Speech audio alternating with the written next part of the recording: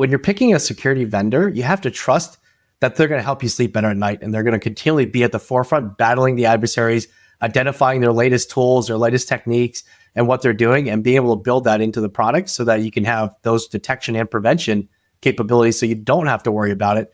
And if you ask our customers, that's the number one thing they say to us is like, I just sleep better at night knowing you guys have our back and that you're monitoring all of our identities.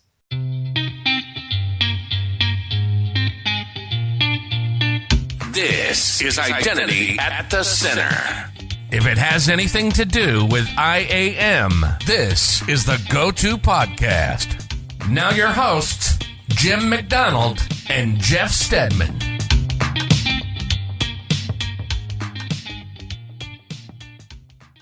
Welcome to the Identity at the Center podcast. I'm Jeff, and that's Jim. Hey, Jim. Hey, Jeff. How are you? Oh, not so bad. Yourself? I'm doing great. You know why I think identity is at the center? Why is that? Because I think it's at the center of information security. One of the things that I find so fascinating is when you get into kind of how exploits happen, and usually it's centered on some kind of, evil activity, if you will, when it comes to identity. And we're going to talk a lot about that today with our guests. I just want to say, I think it's going to be a really fascinating episode. Yeah, this is going to be a fun one.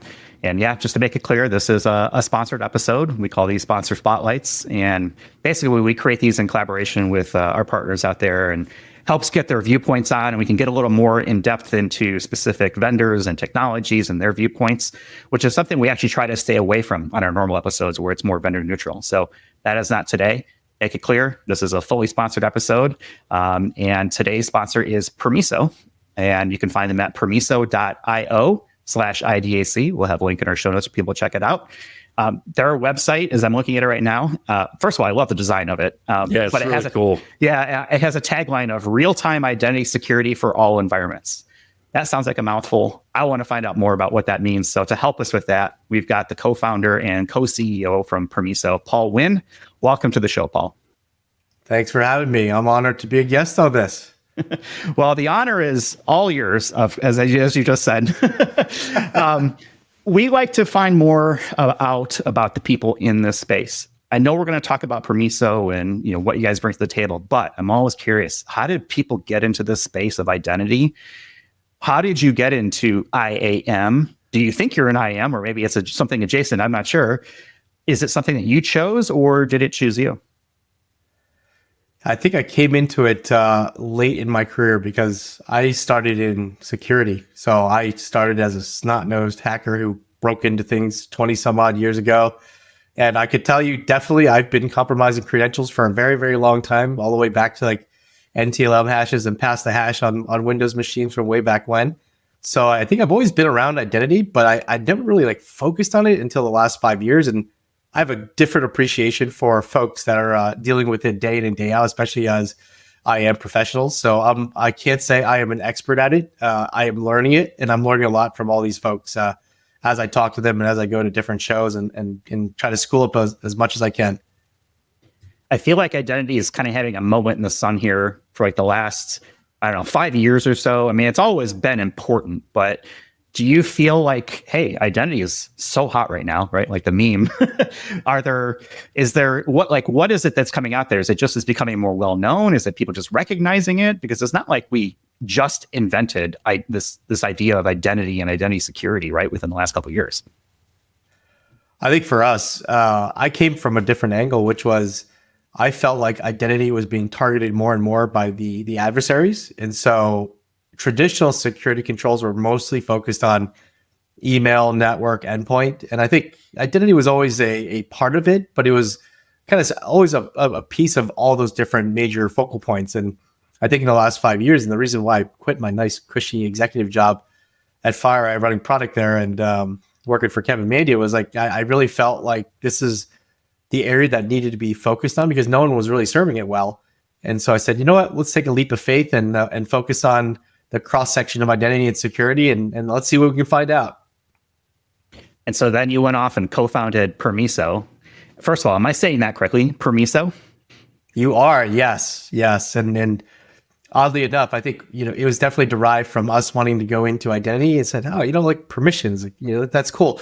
A funny aside, my friend who all speak Spanish, obviously, and I do have a vanity plate on my car, and my friend said, you do realize when you're speeding past people, it also could stand for excuse me. So I was like, oh, I guess I'm being kind of rude with this vanity plate. And it's not a sports car, it's a minivan. So I can't even say like it's a cool like vanity plate on a cool car. Well, you've got. I think it's very polite. Like, excuse me, you just got passed by a minivan. That's one way to look at it for sure. I guess now that we've mentioned sort of the name, tell us about Permiso. What is it that you guys are bringing to the market, and then how do you guys set yourself apart from maybe others that are in that space? Give me some idea, because I mentioned this tagline of identity, for all environments, identity security for all environments. That's a lot, man. It is. I actually asked this provocative question to some of the folks on the customer side, CISOs in particular, or CIOs, and I asked them, can you tell me who your top 10 riskiest identities are right now at this very minute? I think a lot of people try to answer that question by, oh, well, the inherent risk is Paul has a lot of permissions in the environment, therefore he must be the most risky. And that is a part of the equation. But I think what we realized was, if you bring in the real-time aspect, behavior changes pretty quickly, especially as an example, you get phished or there's a business email compromise. Well, that just changed from 5 minutes ago when you got phished, and that credential is now compromised. And that identity is now acting erratically and logging in from random places and accessing resources never accessed. And I think this is what we were observing in the adversary side. And so we're talking about real-time security for identities in cloud and on-prem, because it is a hard job. In our largest customer, we're monitoring close to 8 million human or non-human identities at any given moment. And to be able to do that real-time monitoring, you have to be able to have a full understanding of what they're doing at every second and be able to determine whether that behavior is malicious or not. So I think that's really where we've built our superpowers, is coming from our backgrounds from Mandiant, which, if you're familiar with Mandiant, there's some of the best responders in the world. We worked a lot of breaches with identity as a core of the attack, and we'll go into more details around that. And that's really where I believe the inflection point for us was 3 years ago, with some of these attacks that really brought to light the fact that the identity infrastructure was under attack, and you needed real-time monitoring to be able to detect that as fast as you can. So how does this work? Is it pulling in data from all of your different applications and your cloud environments and saying, okay, let's throw this all together and then figure out who is Paul and what is risky? Like, how does this work? That's a great question. So you're absolutely right. The first thing we need to understand is, well, what are all the identities operating in the environment? So you need an accurate inventory. So whether it is at the, let's say, cloud service provider level with AWS, Azure, GCP, or it's at the SaaS level, which we believe SaaS is probably one of the most untouched areas right now, in a bit of the wild, wild west. And then you need to integrate with any on-prem as well. So Active Directory, your traditional authentication sources. And so unless you have that visibility of where those identities are living, what permissions they have. And the third part, which you mentioned as well, is we have to be able to pull all the activity logs across all those different sources.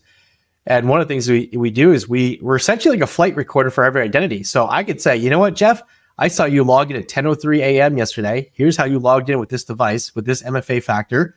Oh, and I saw you download these documents in 365, and then you logged into Jira and you created some tickets, and then you went into Slack and you sent some messages and you downloaded some docs. I could record all of that, and then I could look at that activity and determine, was Jeff acting normally, or was he potentially a compromised credential from an external threat actor? Well, or Jeff is never acting normally. That's probably the first thing right there. Well, funny enough, the one that's been really hot, especially after the Rippling deal, if you saw that lawsuit that's happening, it's an insider threat case.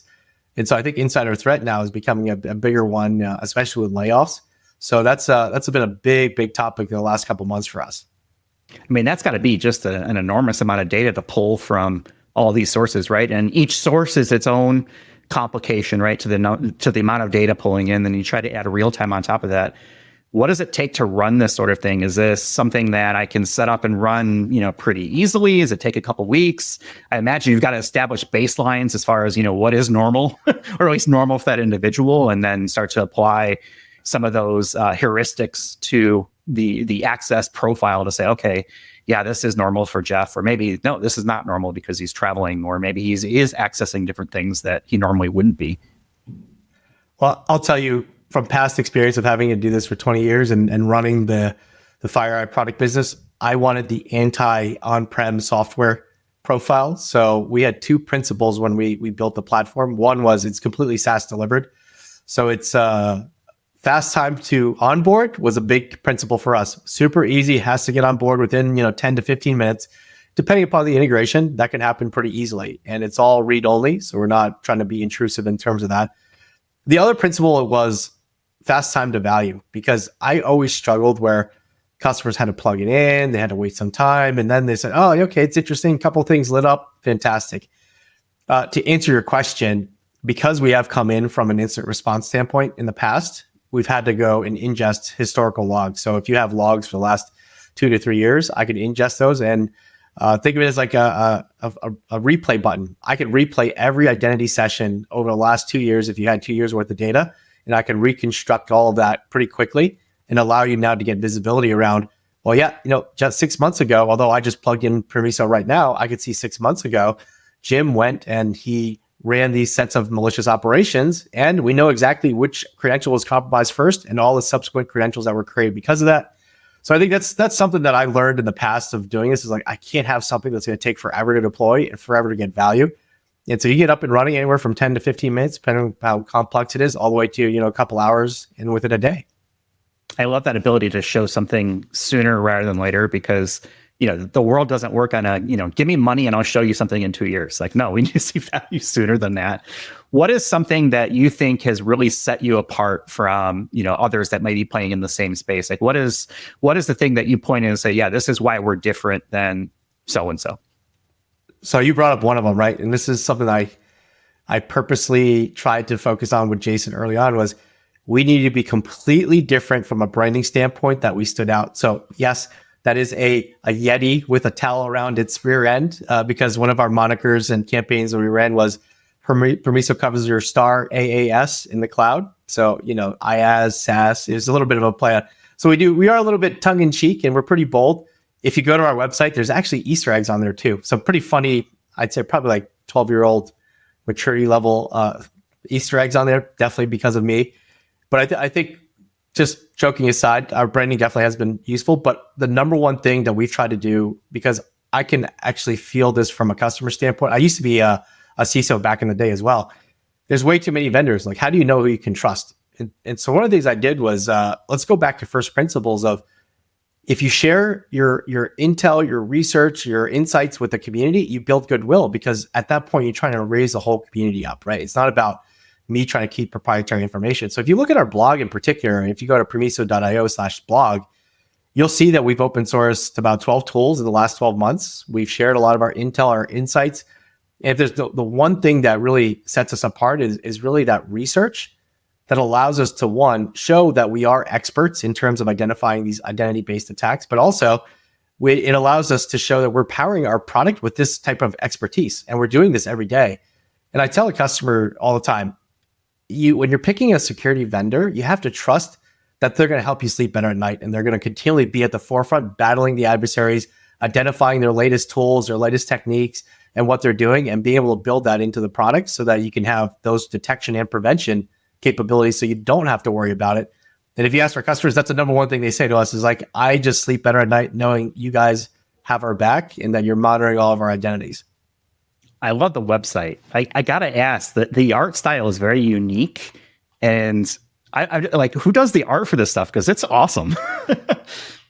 We had a little bit, I'd say, of a family advantage, which Jason's brother is actually a world-class creative person. He's done Super Bowl ads, done stuff for Cameo, Apple, and we said, hey, here's a couple shares. Can you help us come up with something crazy?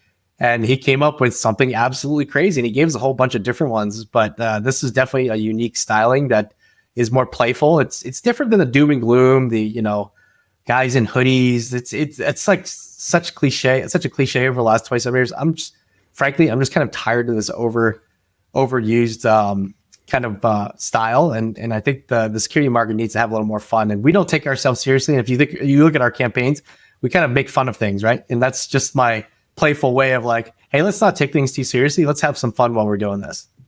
I totally agree on the hoodies and the Scream 2 mask, like or I don't even know what you call that one where the guy looks like the like Guy he's Fawkes playing- mask, right? From whatever it is, yeah. Yeah, it's With so data overplayed. flying in the background, right? It's like, ooh, okay. Ones and zeros behind his head. So, Paul, I'm wondering, I'm thinking about some of the big hacks that have come out that I'm sure all of our listeners have at least aware of in name, scatter spider, LLM jacking. Like these are the things that are coming out and they're leveraging the identity and maybe that's the answer, right? They're leveraging the identity to my question, but I'm wondering why you would need a new tool to catch these things and to stop these things. Why can't the traditional security tools get in the way of that? Well, I'll tell you one thing, having been on the other side where I was breaking into things, we're lazy. We want to take the path of least resistance. So if you think about, I'll call it pre-federation of identities. If I was trying to break into 20 systems, I'd have to go break into one system and then try to move across and find the right credential that would allow me to walk through each of those doors. Now, the great side of identity federation was, you know what? We're going to eliminate that surface area for the number of credentials that are being used. But the dark side of that is if adversaries get a hold of those single sign-on credentials, guess what? That just makes their job a lot easier. So the moniker today, especially as you deconstruct the modern architecture, and by the way, this is a little odd, but I actually started my career as a programmer on a mainframe. So if I look at the mainframe, everything was centralized on the mainframe.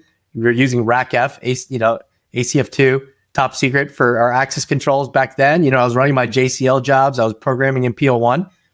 A little bit different. So if you look at it, it's almost like food, right? You talk about these Michelin star restaurants that deconstruct food into. I think we've deconstructed the tech stack right now. So it used to be data centers, and we were standing up servers and building our own data centers. Now you're breaking out the data center into cloud service providers providing the infrastructure. Then you have services that are being delivered by different SaaS vendors.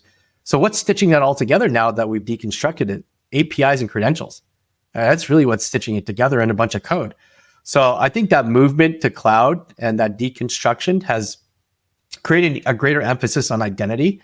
And I think also with federation, and we talk about bad guys don't hack in anymore. It's not like they're using malware to hack in. In this modern stack, they log in. So they're buying credentials. They're finding any which way to get those. They'll pay you for your credentials, and they'll get access, and they'll bypass MFA. And once they're in, they're in. It's a little bit of a different approach than it was 10, 15 years ago with malware and viruses. If you remember old school, if you had Symantec and Norton antivirus, like you're good, right? That was security. Yeah. So I think it's evolved quite a bit since then. I do believe identity is at the center of it all. Yeah, absolutely. So, okay, talk about some of those modern attacks. Scatter spider, like I said, most people I think have heard of it, but can you tell us a little bit more about what it was and what the impact was for companies that unfortunately got hammered by this thing? Sure. And by the way, this is something that we do all the time, which is we provide no strings attached, no salespeople threat briefings. So I'll give you a bit of a mini version of that threat briefing because we've been doing it quite a bit for the last 2 years. Probably the poster children for that one was Caesar's MGM in terms of Scattered Spider in particular. Now, I could say that was a great event for us because I think it really created a lot of education around the identity infrastructure. But if you look back at what they were trying to focus on, one, they were buying credentials off a Russian marketplace, and they were focused on specific people that they believed had a lot of privileges into the environment. And so they're going after Okta, they're going after Entra, they're going after Ping. So that was the IDP was a great source because you assume if you get an IDP credential, you're going to have access to a whole lot of things. I have to do less in terms of lateral movement within the environment. Perfect. So that's where it started. Let's focus on compromising an IDP credential. That group was also behind the T-Mobile breach as well. And why does that matter? That matters because SIM swapping makes it easy to bypass MFA. And so it was a multi-pronged approach in which they happened to be, compromising T-Mobile previously, one, that gave them an opportunity now to bypass MFA. They've also resorted to some more heavy-handed tactics, I'd say. Swatting, physical threats. They find out what your wife's name is, your kids' names, and they say, hey, if you don't accept this, we're gonna do some harm to your children, to your wife. Then they'll follow it up with swatting. So there's different ways to persuade people to give up their credentials. So if you assume once you're past that door, right, the authentication side of it, what happens then? Well, you're riding that identity highway into all the SaaS applications that are federated into it, like 365, Jira, Confluence. And then you're also going into the infrastructure, right? So AWS, Azure, even on-prem as well, if there's a VPN. So what was the major mission for them? The major mission for them was actually to steal intellectual property, and they would extort you. So in some cases, some of the largest extortions we saw were about $50 million. They said, if you don't pay us $50 million, we'll release your source code, and there goes your competitive advantage. And now your competitors have your source code. Big impact, right? Caesar's MGM was a little bit different, where there was some disruption, obviously, to the services that the hospitality industry was providing.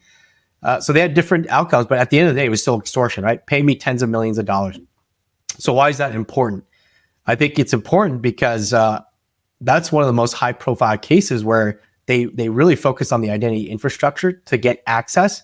And the second was, if you've been following this Rippling deal lawsuit that's been happening, because it was an insider threat and it was focused on essentially setting up honeypots where they would go find out, okay, well, clearly Deal has an insider somewhere at Rippling that's providing them information, and they're trying to figure out who this insider was. And the way that they detected it actually was because they were monitoring the search terms, and they set a honeypot up with specific terms in a document. And so once they knew someone was searching for those terms, they knew who the culprit was. And so if you look at Scattered Spider, one of the most interesting and novel things that we saw in that, and that we actually pioneered this technique, was, and everyone uses Google or Perplexity or name your latest search right now, right? Well, search actually gives you a sense of intent, because I'm searching for, let's say, a car. Well, I'm probably looking to buy a car. The unique part of this adversary group was they were using search for about 70 hours to recon the environment. They're looking for AKIA. They're looking for other credentials. They're looking for secrets. They're looking for other access keys. They're looking for infrastructure deployment guides. And that was an interesting new area that we saw in the SaaS world that was like, wow, this is a new technique that we're identifying right now. It's right here on the front lines. And that does deal with exactly what we're seeing now in the Rippling deal effect as well on the insider threat side. But yeah, I think that's it, right? Use identity.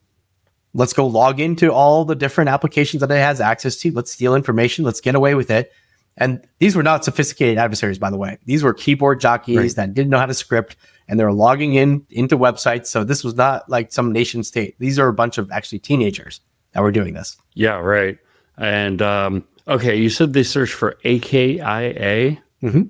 What is that? It's actually a prefix for an AWS access key. So, right. Yeah. And they're searching for code signing certs, so .pfx. So because code signing certs are obviously an issue, right, for tech companies if they lose their code signing cert. It's fascinating when you look at their search terms, and we published it actually on our blog. It's clear that they had no idea what the heck they were doing because they were searching for everything. Yeah, well, that kind of puts a bullseye on their back potentially. But look how much damage they did. There's another big incident that hit the news, the LLM jacking incident. Tell us about that one and kind of what was behind it. And again, impact too. So this one's going to be a little bit, I'll call it a little more seedy, just in terms of like what they did. I mean, compromised access keys are not new by any means. We actually were observing some abnormal behavior related to some AWS infrastructure in our clients. And it was specific to Bedrock. And if you're familiar with Bedrock, Bedrock is the AI infrastructure service for hosting things like Anthropic models, et cetera. And we're like, what are they doing with Bedrock? Like, this doesn't make any sense. And once we started to pull the thread on it, what we realized was they're actually using access keys, like stolen access keys, to then abuse Bedrock to steal free Bedrock services. And then they were jailbreaking Anthropic models and other AI models. What were they doing? They're creating role-playing sex bots that they could go sell subscriptions to. And so, of course, this was an interesting one because this involves essentially non-human identity and an AWS access key. Now you're looking at AI services and AI infrastructure. So you have a cross section of NHI and AI. And we were actually one of the first ones to disclose this. And Brian Krebs, if you're familiar with Brian Krebs, he breaks a lot of the latest breaches, right? So he had the exclusive on our story, and he did the investigation. He's like, wow, this is fascinating. And subsequently, we've been referenced several times by a lot of other big vendors like Wiz and other folks in their blogs. And I think that's a cool thing about what we're trying to do is we're trying to be always at the forefront of finding these unique things, like the LLM jacking or some of the search term indicators and ways of detection. And I think that's going back to your question on differentiation is if I continually show like we're at the forefront of this and we're finding things that no one else is finding, I think that just helps to demonstrate that you're going to sleep better at night just knowing that we're going to be doing this for you instead of you having to do this 24/7. And I think the LLM jacking one is interesting now that the advent of Gen AI and the adoption of AI is going to increase significantly in the enterprise, and then agentic AI. I have to admit, I'm a little worried about Skynet. And that's not something I ever thought I'd worry about. But boy, I've watched all those Terminator movies, and I am scared. So you talked about honeypots a little bit. Is that something that you recommend people use? So I think it depends for what purpose. I mean, we've set up our own honeypots as well, just because we as an example, try to, in the vein of being at the forefront of identifying what the adversaries are doing, we'll leak access keys. We'll leak a couple things just to see what the behavior is. And actually in that LLM jacking, because some of our customers didn't have the proper logging on, we couldn't actually see what the prompts that they were submitting to the AI models. So we ended up setting a honeypot up. And of course, we were able to pull them in, and we were able to observe, well, what were the prompts that were being submitted to the models. And so we use honeypots all the time just for our own research purposes. I think if it makes sense for a customer, it's hard to maintain, right? Because you have to continually create new content and make sure that you're observing and monitoring it. Otherwise, it's just another set of pictures. Exactly. Yeah. And that's a tough part is just maintaining and keeping up and watching what they're doing at all times. For us, it's a little bit easier when you're doing it for research purposes and not in a concern of losing anything per se or understanding that they're going to attack us. So that's, if you have the resources, go for it. If not, I think a lot of other vendors do it as well on your behalf. Yeah, I think it's a good topic. I think you just mentioned the point there, right? If you have a honeypot out there and you're not monitoring whether or not it's getting hit, then it's not doing you any good. Kind of in the same vein, we've seen some ridiculous numbers in terms of how long after a breach it takes for an organization to realize they've been breached. You had a statistic on your website, and I don't remember what it was, but how long was that? So I think if you go with the real big vendors who have, the typical Verizon reports or CrowdStrike reports, they'll probably say anywhere between 10 to 15 days for dwell time, which is the amount of time that an adversary sits in an environment and goes undetected. So I think what we're seeing right now in the most recent Scattered Spider incident was about 74 hours from beginning to execution of the attack itself, and the 70 out of the 74 hours was the recon time. So they executed that mission in about 3 days.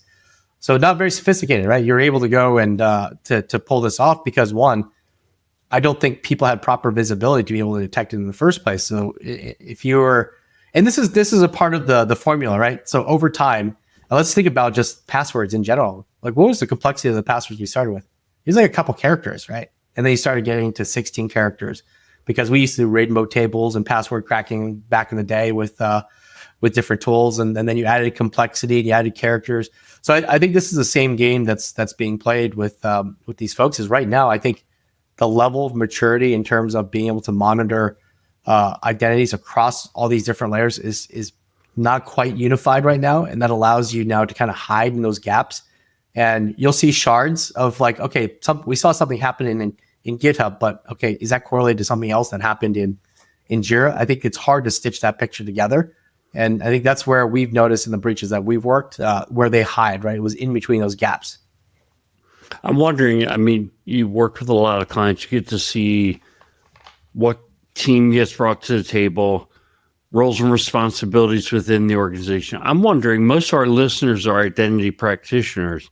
Are they the folks who are, does the buck stop with them for dealing with these or getting ahead of these issues, or is it somewhere else within the organization?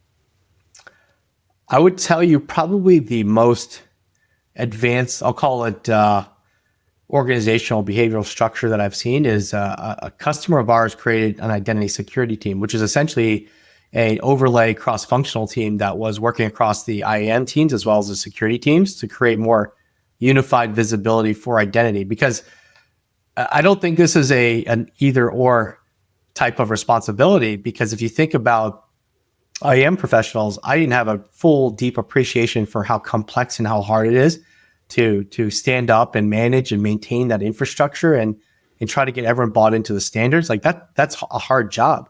So I look at that as prevention, right? So you're putting in place the proper controls and the proper prevention to ensure you have the right authentication, right authorization. But guess what? Controls fail, as we see in breaches. So you do need the security team to monitor that when all else fails, are we able to your question, Jim, are we able to detect when that happens? Because you can't expect you're 100% secure at all times. That's just not reasonable.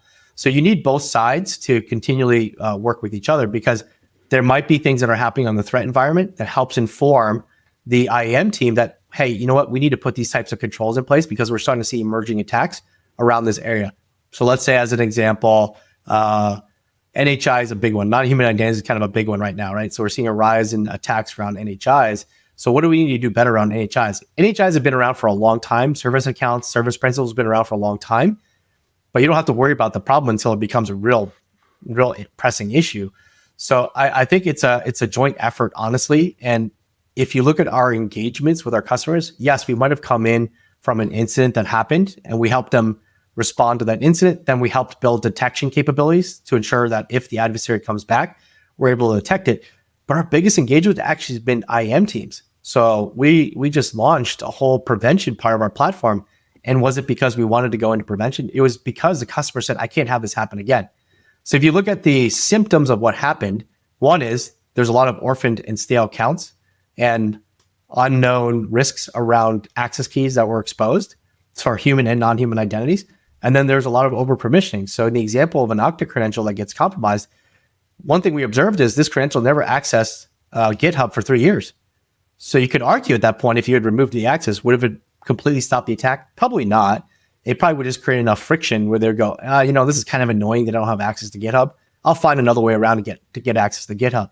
So I think it's a joint effort. I do believe the construct that I talked about, which is like a unified identity security team, is a little bit of a lesser minority implementation, but I do feel like there's a large convergence happening with those teams. It's just my gut. Yeah, no, it makes a lot of sense. So as you're talking about all these things, and again, the website is permiso.io. We also say /IDAC. If you go there, Paul's going to put something there for you to get for free, and hopefully, I'm hoping there's an Easter egg there. I also wanted to go through the spelling is PERMISO, like miso soup, PERMISO.io. But I think at this point in the conversation, Paul, people are probably asking, like, okay, you sold us. There's all this that we need to be worried about. How does Permiso help? How does Permiso help me solve this problem? I will tell you this. The only way to kind of prove out, are we really worth the time and effort? Because I get it. I think, you know what? It's annoying talking to vendors.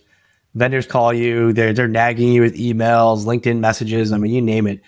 I think the first thing I would ask anyone that would want to talk to us is just look at our research, right? Just determine whether you think we know what we're talking about, or we just put a bunch of words on our website and try to say, oh, we do all these things. Because guess what?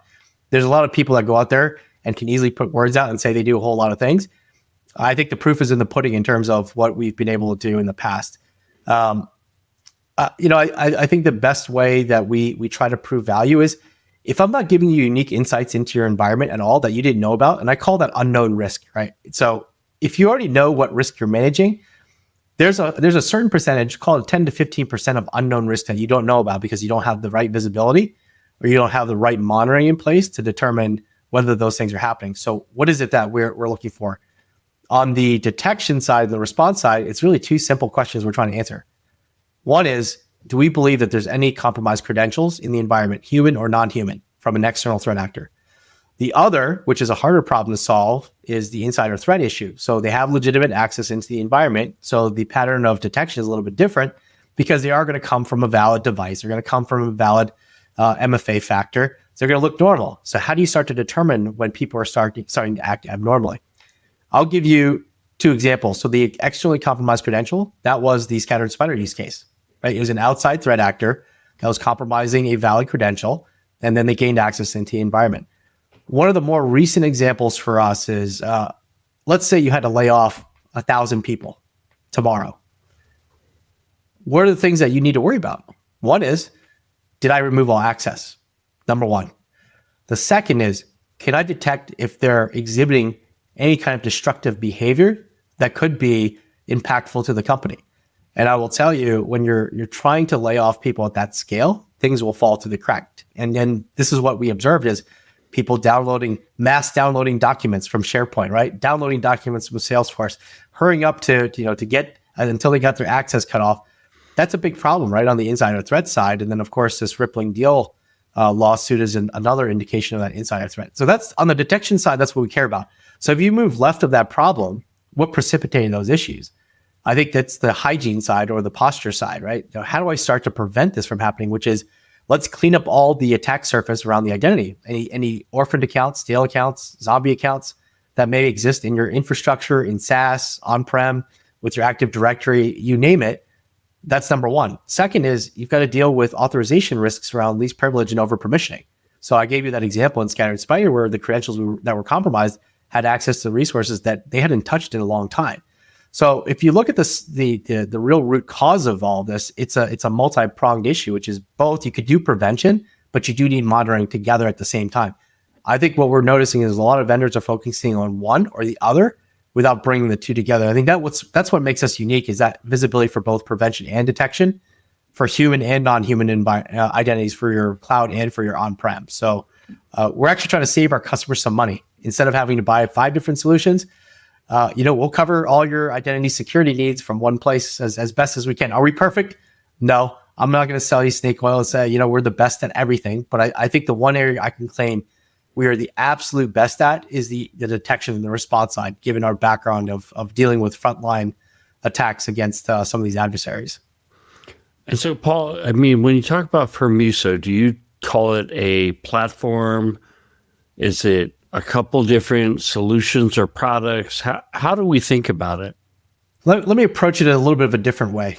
I'm going to use non-marketing words because I think actually the word identity security is a little bit of a bastardized term right now because what is security in the first place?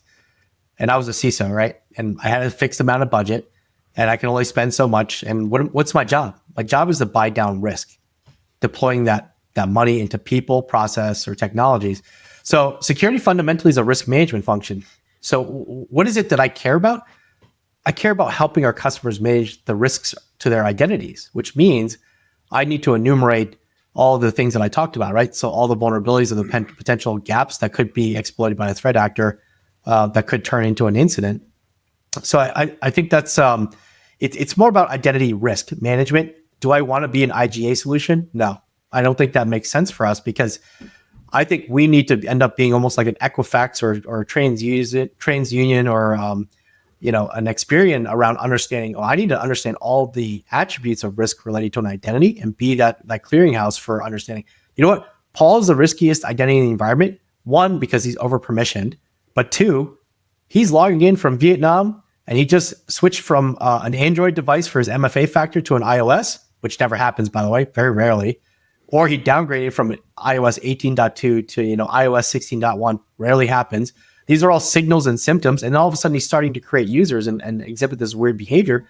I think those are all signals you need to capture and be able to understand. Well, Paul is now the riskiest identity because both inherently he has a lot of permissions, but his behavior is quite erratic, and now he's exhibiting symptoms of potentially a compromised credential. Jeff, I think we need to cut Paul off from our podcasting platform.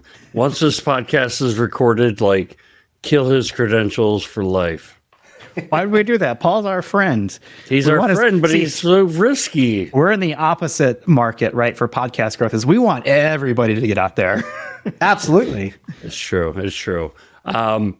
So, Paul, one of the things that you talk about with Permiso is the universal identity graph. And I wanted to, because this is like front and center on your website. Why is that? Why is that front and center? Why is that the first thing you think about or read about when you go to permiso.io/IDAC?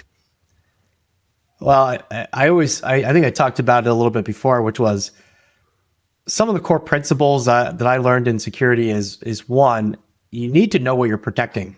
So if you don't have an accurate inventory of the identity attack surface, then it's hard for you to know, you know what, I need to protect this credential because Paul owns this credential. But one of the harder problems that we're trying to solve is, let's say if you're going to get rid of me tomorrow, right? How would you know which credentials that I've used or owned in the environment? It's easy if you were saying everything was federated, and if I just cut off my federated identity, all's good, right? The challenge is there's a lot of non-federated identities that are operating in the environment because I may have local access to something that wasn't federated through let's say Okta. The third problem is I may also own non-human identities. So I may have secrets or OAuth tokens that I've authorized, or long-lived access keys that belong to me. So you need an accurate inventory of what is the composite identity surface area for Paul, including all the credentials he uses and all the permissions that he has. So that graph is really about just maintaining that a proper state of who is Paul as a human entity, and then all the credentials and permissions that he owns. And we also do this for non-human identities as well. Yeah, I mean, that's a really good point. So I totally agree. You had me sold right when you said you have to have an inventory of your attack surface, which almost seems like impossible. So is it that Permiso helps you develop that? Because I doubt there's many clients that you go into and they're like, here's our spreadsheet, here's our attack surface. No, I think it's a part of not just if they do have that information. So as an example, we've had a lot of requests to integrate with Workday. So Workday is a bit of their authoritative source for full-time employees and contractors, and we use that as a starting point through that integration. So it's both integrations into the IDP first and into HR systems like that to give us a sense of what's the baseline inventory. Because the majority of the credentials, at least for mature customers that have federated access, that's the easy low-hanging fruit. The second ring around that would be you need direct access and integration into all the sources that where there are credentials, let's say local credentials. So I'll have to integrate with every SaaS application, Salesforce, ServiceNow, Jira, GitHub. I'll have to integrate with Amazon. So there's a bit of an integration coverage you have to do as well, because if you can't enumerate the local credentials and even have access to the activity logs in where they're accessing those things, it's hard for you to get that visibility. So unfortunately, I think it is very similar to things in the past where, one, we will use the, let's say 80% rule. Let's get as much as we can from the right sources like the IDP or from HRIS systems. And then let's fill in the rest by enumerating the local credentials from there. So that enumeration, I think, is where I was thinking is when I hear integration, I think of gaps, because nobody knows where that they might have identities. Is this one of the challenges that we need to try to solve for? Is, okay, we know what applications we have, but the business is going to go in business. They're going to go out and sign up for a SaaS app or some other thing, right? And they're not being centrally managed. Is there a way or an opportunity to use Permiso to maybe discover some of that usage and say, hey, we've got some shadow IT problems over here. And oh, by the way, someone spun up their own entire AWS environment or whatever it might be, right? That is not being, that first of all, it's not even being aware of at like a governance standpoint, from a security standpoint. But are there opportunities to leverage this information to do some of that discovery, to find the things that we don't know about our environment? That's a great point, because you can only protect what you know, right? Sometimes there's a lot of unknowns. And I always talk about the unknown risk because you don't have 100% visibility into your environment. And I think this is where we have that real-time or runtime monitoring, because there are things you observe when you're seeing a set of activity. Let's say, for example, someone signs up for some SaaS application as an example. You may not see the initial registration workflow, but you'll see shards of activity where all of a sudden we see people accessing certain websites that are abnormal for what they normally go to, right? So that then starts to signal to us, okay, maybe someone's signing up for this particular SaaS application.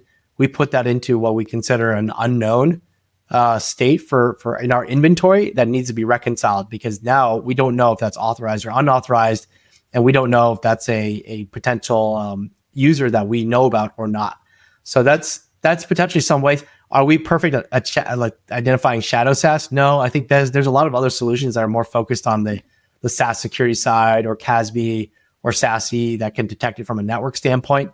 That won't be our strongest suit per se, but there are methods that we use that, again, like think of it as like, I hate to call it Big Brother, but I am kind of like Big Brother in the environment, right? Monitoring every user, every identity, just watching what they're doing. And there are signals that we pick up sometimes that are saying, hey, this is unknown activity that we need to go investigate. That could be indicative of shadow SaaS or shadow IT as an example. Yeah, that's a very important concept. One other thing that came to mind was, I remember a Gartner, I'm not sure if it's a Venn diagram, if it's only two circles, we can call it intersecting circles. It was SPM, Security Posture Management, and ITDR. And most products fell into one or the other. I would say the SPM was kind of more the network vendors, the Palo Altos, things like that. ITDR was kind of pure play ITDR. I don't remember if you guys were on that specific diagram, but it feels like, based on the research I've done looking at the website, you kind of in that section where those two overlap. So you're SPM, but I'd say it's like identity SPM, which I think that I'd love to hear you clarify on that a little bit, and then talk about ITDR and what you bring to the table in terms of ITDR. It's a hot space, but what I've seen, like as I've investigated different ITDRs, is it's almost like a major bucket containing a bunch of different types of solutions. They don't all do the same thing. So I'd like to understand what you guys bring to the table in terms of the ITDR, and then what is this identity SPM piece, and why do you call it that, and what does Permiso bring to the table there? That's a great question in terms of the acronym soup of ISPM and ITDR. I could probably throw in a couple more. IGA, we don't do IGA, but might as well throw in all the acronyms. But in terms of identity threat detection, what is it that the outcomes that you really care about? One is real-time monitoring of your identities to determine when they're compromised, either by an external threat actor like we talked about with Scattered Spider, or some of the insider threat use cases where you start to see, in mass layoffs, or potentially in the corporate espionage or the rippling deal effect.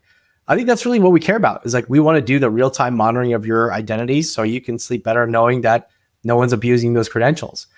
And if you go to the left of that, that's really the quote unquote ISPM, or the posture. I call that more prevention and hygiene management, which is you're trying to reduce the probability of an identity being compromised. So what do you need to do there? One is, of course, we're monitoring for behaviors like people using weak MFA methods, or I call them weak authentication controls, that allows it to be easier to compromise a credential.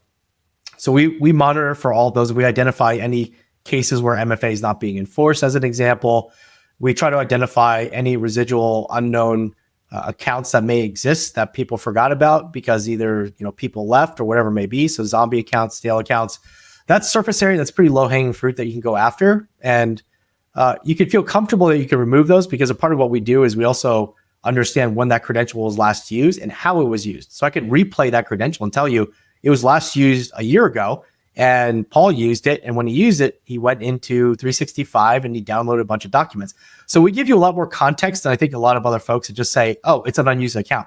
We could tell you it's an unused account, but it was used last year on this date at this time, and here's what it did. The other piece too is the least privilege side, which frankly, like least privilege, we've been chasing forever.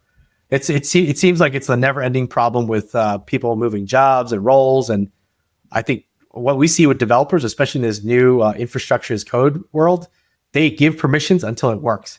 So it's not about, I think, paring down permissions for security purposes. Like, how do I make this stupid piece of code work? And I will say I am guilty of it myself, because I am a hack developer compared to what I used to be. And I'll write code and like, what the heck? Like, I don't know why isn't this working? It says access denied or permissions not allowed. I'm like, okay, I'm just going to keep loading up permissions until it works.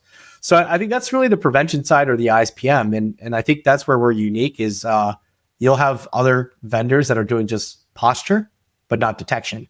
And some vendors that are just doing detection, but not posture. And some that are doing posture in cloud only, but not on-prem. So I think the hardest part for a customer is I think I put it together. If you think about the stack that I just talked about, ISPM, ITDR, I'll use the acronyms for descriptive purposes, for human and non-human identities in cloud and on-prem, that's probably 6 different solutions that you have to buy. And then you have to stitch those together to get the visibility that you need. And I think that's where we try to make it simpler for customers to get that unified visibility for all your identities in one place, human, non-human, cloud and on-prem, so you can help manage that risk as effectively as possible. Yeah, I think this highlights, I think, the importance of visibility and observability and being able to understand who is in your environment, what are they doing with it, and then you can start to make intelligent decisions around, okay, well, what do you want to do about the information that's been presented to you? So I love this idea of again, combining that visibility and observability, and then give me data so that I can figure out, okay, is Paul being weird again? Or is this just normal Paul behavior? And, his 6 kids running around his house and like, oh, that is normal for that house. So I love that idea of combining both of those things. And I definitely want to encourage people, go out to the website, check it out. Permiso.io/IDAC. We'll have a link in our show notes for people to check that out. But definitely a powerful message there. I know you've been very, generous with your time here today. I did mention that you have 6 kids. That is a lot of kids, man. Tell me a little bit about your environment there and how much ISPM and ITDR and identity graphing are you doing even just in your own home to try and manage all this? I constantly have to inventory that I have all my kids because I have lost a couple at Disney World. And the good thing is Disney World's really good at tracking down kids, but I was an only child, and I guess I married an Irish Catholic from Pittsburgh, and I ended up with 6 kids. So clearly I did not read that contract very well when I said I do.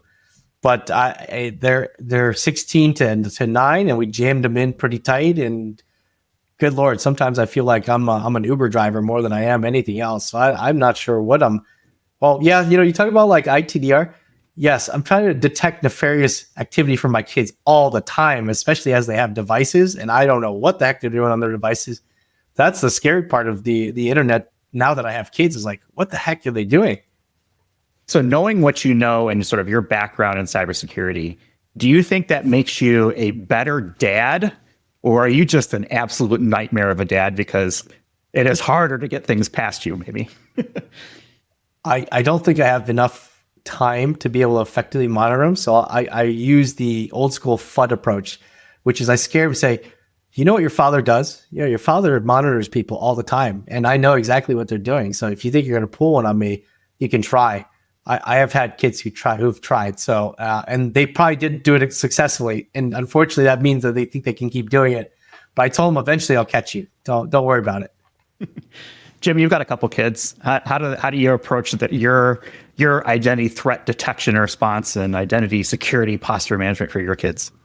You keep your attack surface as small as possible. So Paul didn't get that memo. You don't want to be outnumbered. So you keep it small. You still have to have fault tolerance for passing on your genetics. So I got 2. Didn't let them outnumber me. So I feel like I set the strategy. I stuck to the strategy. Now we've been in operations for a while. But guess what? Having kids, operations isn't always the funnest sport. Did you just use fault tolerance with the idea of your children? I think that's passing on your hilarious. genetics. Yeah, I know. It's actually, when you think about it, it was not a good analogy, but we do this thing live, Jeff, so it's out there now. Yeah. Oh, this is why we end on a lighter note. Or else you're going to hear fault tolerance and genetics. That's a good one. Identity threat detection response all in one cohesive, nice, tidy little package of an episode. I love it. I love it. Paul, you've been great. Definitely interested in learning more about what you guys have going on. Looking forward to seeing you guys maybe at some conferences that we'll be probably at together over the next year or so. Definitely get people out there to the website, permiso.io/IDAC. That's PERMISO.io/IDAC. Speaking of letters and acronyms and things like that. Miso soup. So I guess final thoughts, Paul. What is something that if somebody's listening to this, what is your elevator pitch or your final thought that you want people to take away from this conversation before we close things up? Disclaimer, I'm sorry if you lost 30 to 40 minutes of your life and you can't get it back. But we just want to be good contributing members of the community. I think evaluate whether you feel like we can do that for you, just again, based upon our research and what we've talked about. And if you feel like you want to learn more, no strings attached. I promise we're not super salesy people. We like to share what we do. If you just check out on social media and LinkedIn, I think you'll see that a lot of people appreciate what we do in the community. And we're happy to give you a threat briefing, give you a demo, whatever you want. If you want to learn more, I promise I'll keep my sales folks at bay, and I'll be the ones to personally deliver it. Okay, so that is a very powerful message. I hope people take advantage of that for sure. All right, we're going to go ahead and wrap it up for this week. Thanks, Paul, for joining us. I'll have links in our show notes for people to check out, including your LinkedIn profile, as well as the permiso.io/IDAC landing page. And then, of course, you can always visit us on the web at idacpodcast.com. Do all the cool things like subscribe, share with your friends, share with your enemies. In the opposite of Paul land, we want everyone to get into our episodes. So it is a wide open door for people to check out. So with that, thanks everybody for watching and or listening, and we'll talk with you all in the next one. You've been listening to Identity at the Center. We hope you've enjoyed the show. Make sure to like, rate, and review. And we'll be back soon. But in the meantime, hit the website at identityatthecenter.com. See you next time on Identity at the Center.